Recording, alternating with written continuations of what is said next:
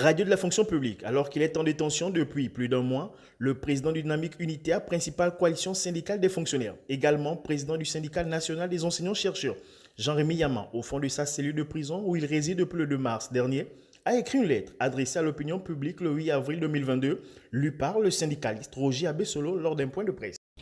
Camarades travailleurs, chers concitoyens, n'ayant pas été entendus au fond par le juge d'instruction, je ne peux rien vous dire sur la procédure en cours.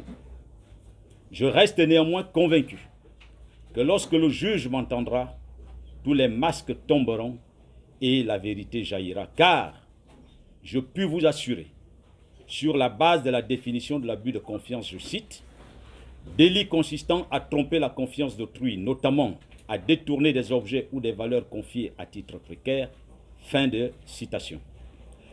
Je n'ai jamais abusé de la confiance de mes collègues et encore moins détourné des objets ou des valeurs qui m'auraient été confiées. Je suis en prison pour des raisons purement politiques et par la volonté de certaines personnes au sommet de l'État.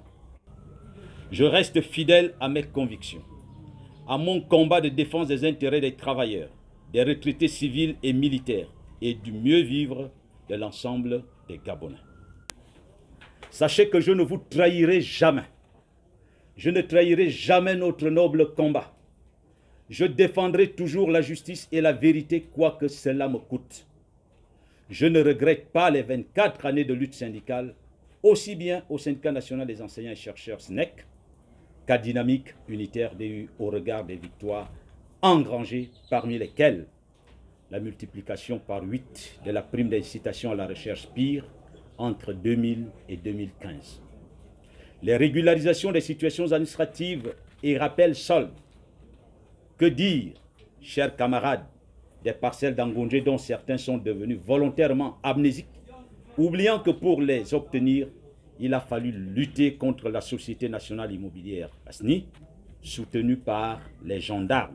À la suite de cette lecture, quelques leaders des différents syndicats présents à cette rencontre ont eu à faire un décryptage.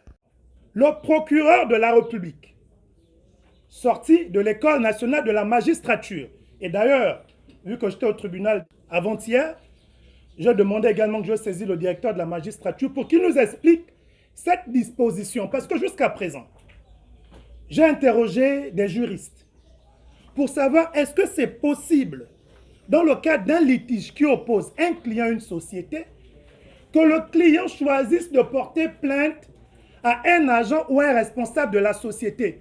Tous me disent, c'est une première. Donc je me dis peut-être que l'École nationale de la magistrature, qui forme nos magistrats, en l'occurrence l'actuel procureur, a peut-être réinventé le droit. Donc on a un droit, en tant qu'acteur de la société civile, de saisir le procureur de la République pour qu'il nous explique quelle est l'interprétation que nous, qui n'avons pas fait le droit, devons comprendre de cette disposition qui est écrite noir sur blanc dans le code pénal.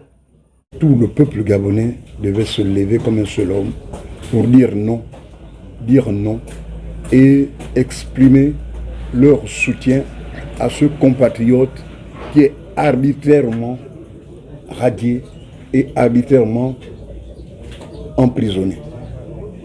Il faut bien que les Gabonais prennent conscience. Et tout à l'heure, le camarade Fumboula a évoqué un exemple patent. Au Sénégal, quand il s'est agi de Sonko, il n'y a pas que des hommes politiques.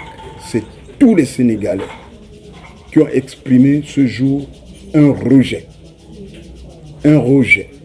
à un système. Nous, SNEC, sommes les premiers concernés par cet appel, parce que Jean-Rémy Yaman est avant tout notre collègue et notre président.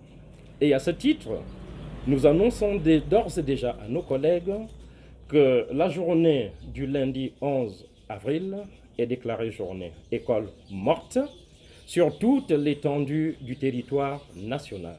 L'initiative de la journée de l'école morte du 11 de ce mois.